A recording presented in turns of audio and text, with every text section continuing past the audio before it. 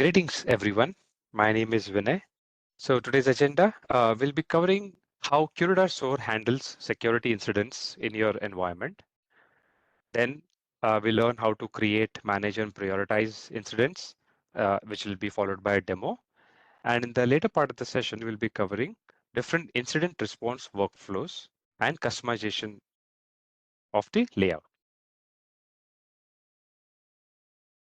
Now, we go with the assumptions that you possess a fundamental grasp of IT security and you're familiar with the basic concepts of SIEM and SOAR.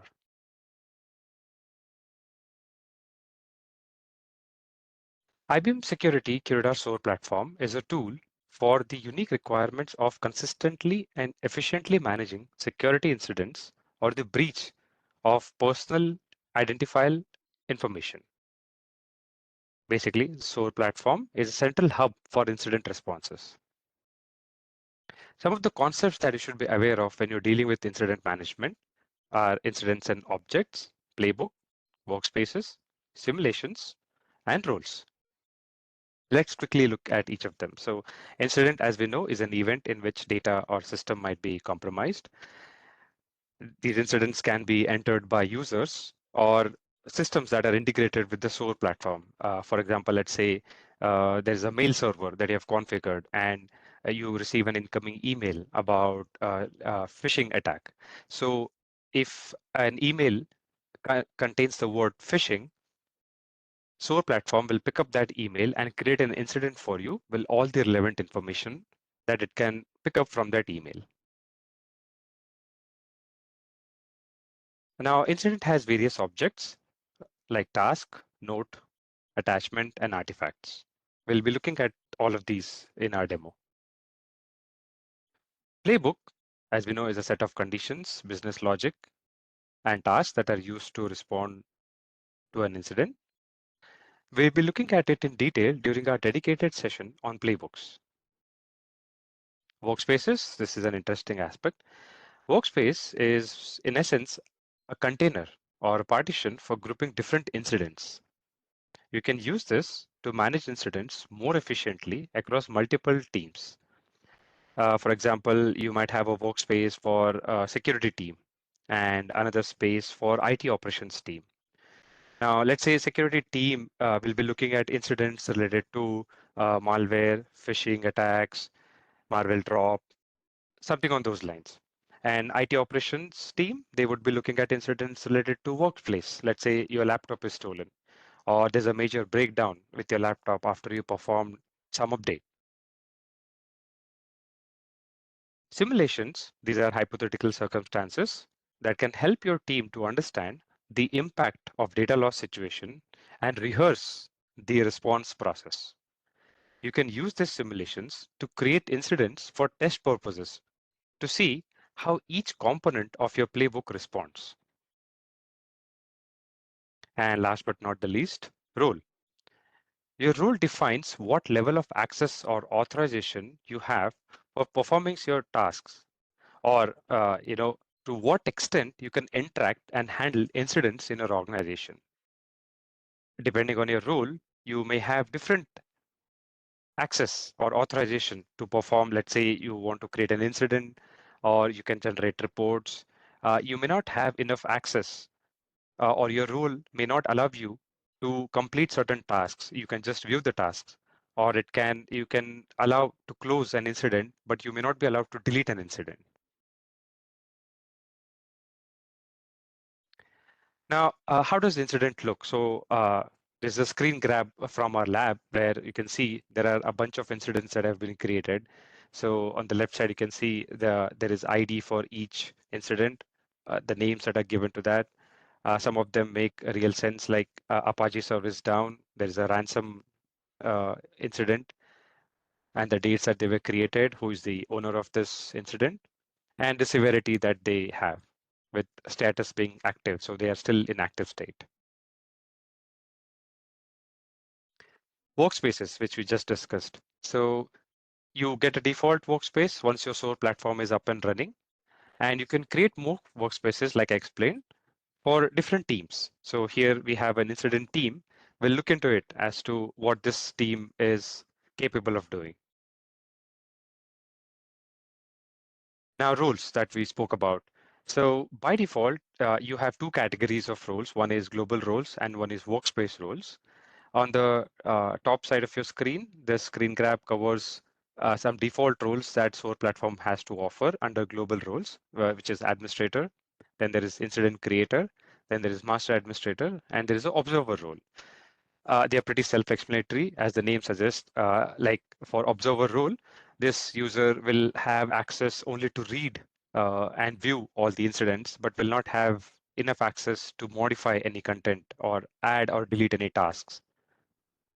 Incident creator will have enough permissions to create incidents, but will still be deprived of certain access compared to administrator or master administrator. Now on the lower part of your screen, you can see there is workspace roles, and we have created an incident viewer. The reason why we have this is I would like to have a role which is slightly different from the incident creator that the global role has to offer. So there's an incident viewer and have customized this access. We'll look into this during our demo. Now you can see on the right side of your screen, there's a user Sam Smith who has logged in. Now I'll quickly go back to the previous slide. You can see that this user who has logged in is a master administrator. So on the top, you can see he has all the access like dashboards, inbox, artifacts, incidents, and also has an option to create incidents. On the other hand, now when we look at Sam's login, his welcome page gives him options only to view at dashboards and incidents. Now on the lower part of your screen, you can see when I click on incidents, I can see all the incidents that were visible to the master administrator is now also equally visible to Sam, but he cannot delete or modify as you do not see any options to manage this incident. So this is how a role that you define for a user defines what kind of operations they can perform on a SOAR platform with respect to incidents. Now we'll look into the demo where we can see how to create and manage incidents. So here's the welcome page of the user, Sam Smith. You can see on the right side of your screen here. I'll just click here and show you that he has very limited options. He has my settings. He can look for help and contact. He can log out. And here, let's click on incidents. So you can see he can view all the incidents that has been created so far. So there is Apache service down that we looked at. Let's see if, so if you can see here, when I'm clicking, I do not see any option to create or modify. I can just check the status. I can check the workflow status. I can check all the tabs because this user has been assigned with the observer role. He has access to dashboard. So yes, he can view all the tasks that have been done by different administrators on all the incidents. Now, let's switch to the master administrator. So here is the welcome page for a user who has master administrator access. So on the right side, you can see this user has access to administrator settings and customization settings, apart from the default settings that a user would have. Okay. Now, artifacts, all the artifacts that have been attached on the incident, all those artifacts are available that are available on SOAR platform that have been attached so far. They are visible from here. Now let's look at incidents. Before we get into creating incident, let's see what options do we have when we look at a particular incident. So let's look at this. So Sam's laptop has been stolen and this has been reported on 9/13. Okay, the owner is Vinay, who has created this incident, and I'll click on this event.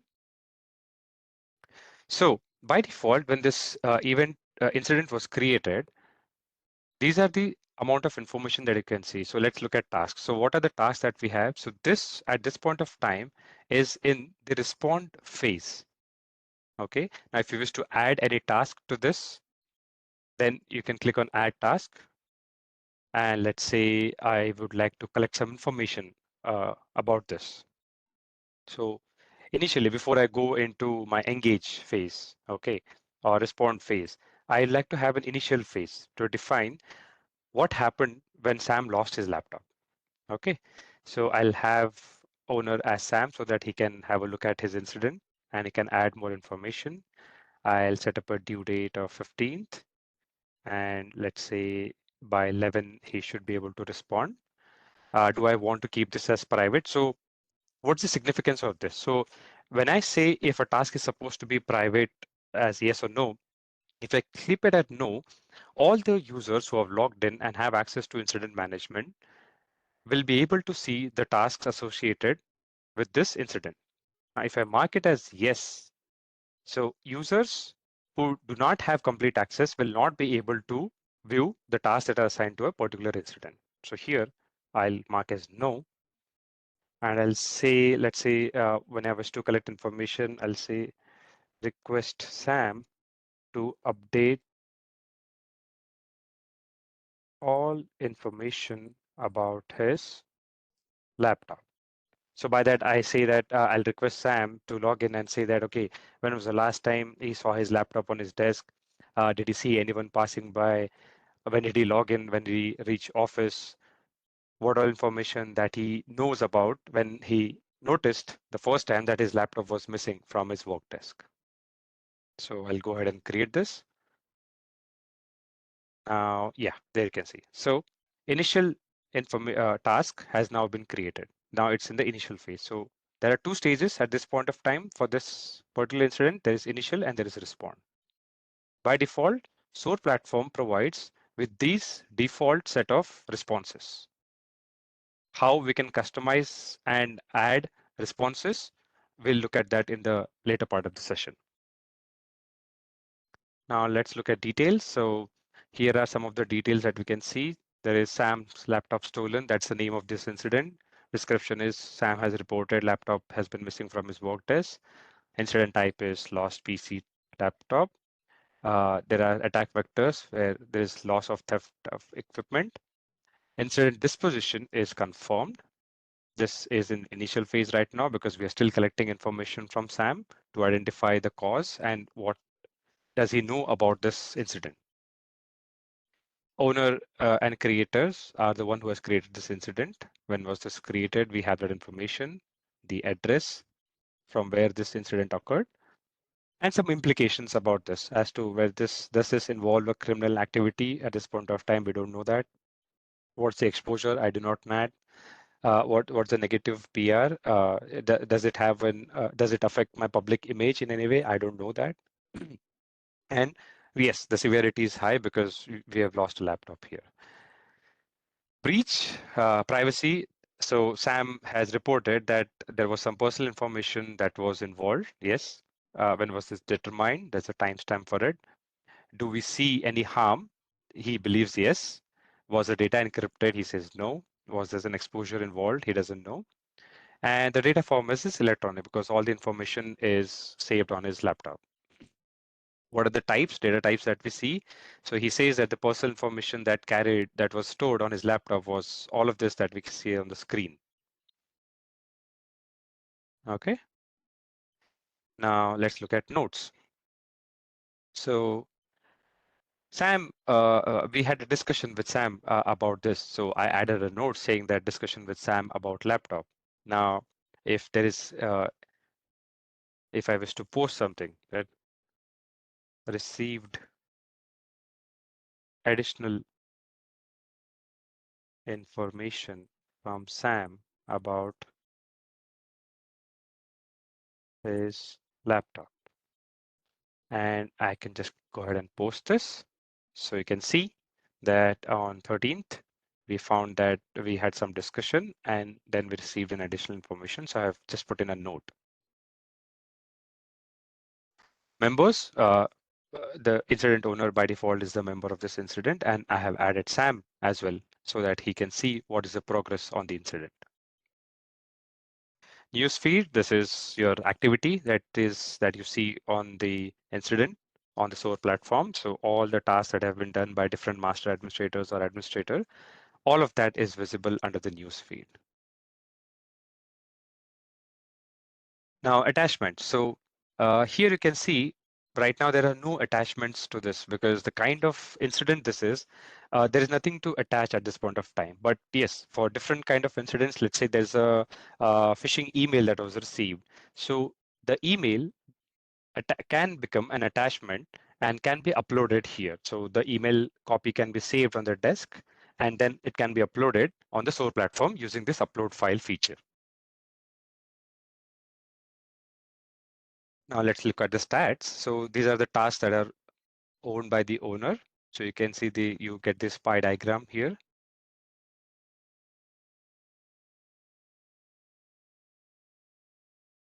Now what is the timeline? So we can see all the information that has occurred till date. So when you hover, you see different sorts of information coming up here on the bar. And if you wish to add any new milestone that has happened, you can use this button new milestone to add additional information. Artifacts. So apart from these information that you gave in notes and attachments, if there is anything else that is very relevant to this situation of that incident, you use this option to add the artifact. You can browse it from your system. So let's say if I can click, so there are different sorts of information that I can see here. So you can select any one of these options and you can add that value. So here there is no artifact that is relevant to a laptop missing, hence we do not have anything that is added here. Last option is email. So like I said in the initial part of the session, that if you have an email server configured connected to your SOAR platform, and you wish to create incidents automatically by looking at certain keywords that come up in an email, you can use this option. So if I see a phishing email, and if I say that there's a word phishing or malicious or suspicious, I want SOAR platform to pick up that email and create an incident for me. So this is how you achieve that. Now let's look at incidents, and now let's go and create an incident. So let's say today I lost some documents. And what did I lose? I lost an email printout. Incident dispersion, which we discussed, it says, has this incident been confirmed or unconfirmed? At this point of time, I know that yes, this was confirmed. So description is email printout missing from printer room.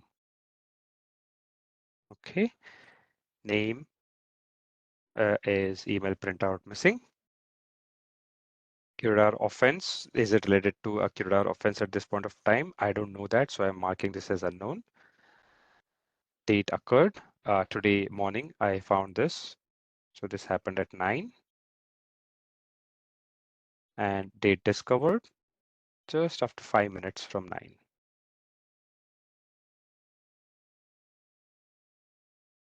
And what's the address? Pretty much in the same building. Country is India. And the postal code. Now, does this have a criminal activity? Do you feel that losing this email printout is a criminal activity? I don't know, so I've marked it as unknown. Exposure type, I have no idea, so it is still unknown to me.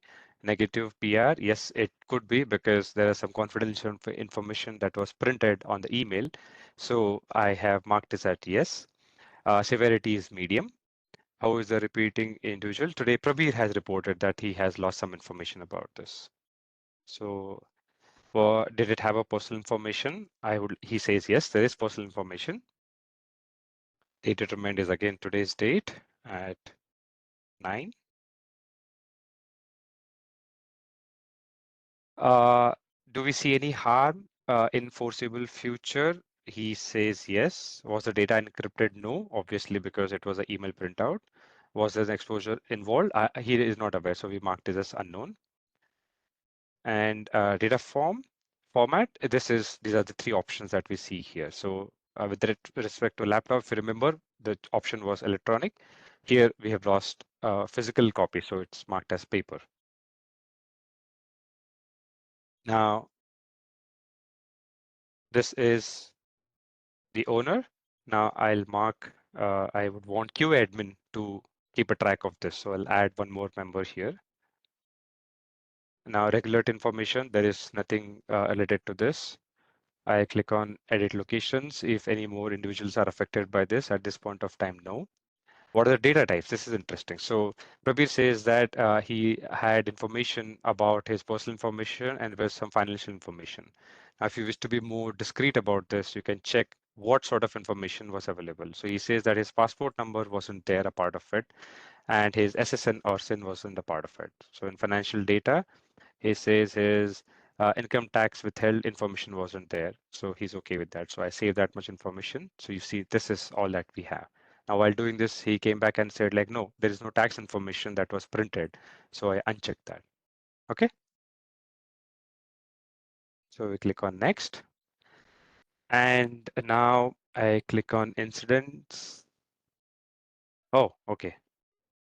The incident did not get created. It seems like I missed something. So I'll go back and create the incident. But so you see what happened? So if at any given point of time you're creating an incident and you happen to get distracted or you ended up clicking accidentally on some other button or option and you feel like, oh, you did all the effort, but uh, SOAR platform offers you this option where it automatically saves a create incident option that you have done in draft. So here I'll click on resume draft. So I can see all the information is already there. I'll just go click next, next, next, next. And here it was the button create incident, which I forgot to do that. So I click on create incident. So it says discover date cannot be after the determined date. So let's quickly go back.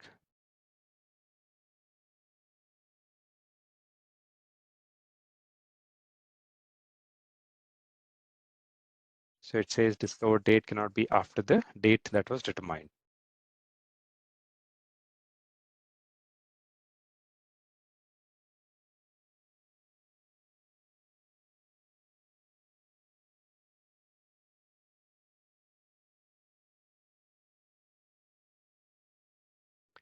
And there you go.